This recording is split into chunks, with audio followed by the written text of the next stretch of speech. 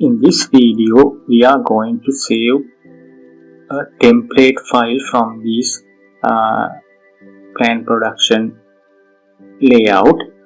Actually, what we are doing is we are using the layout as a template to create plan production sheets. So we have completed the layout now. So we go to Home Application menu browser, then go to Save As and Save as Drawing Template, and I move back to Plan Production. Then we will save this drawing as Plan Production Template 1:2000 template A3 1:2000, right? So this is the name we are going to use.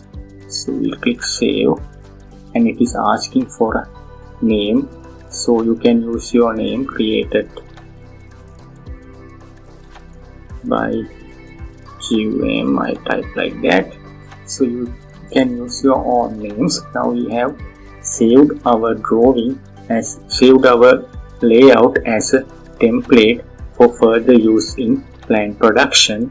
From here onwards, we will see how to do the plan productions with Civil 3D with the example drawing. Thank you for watching our channel.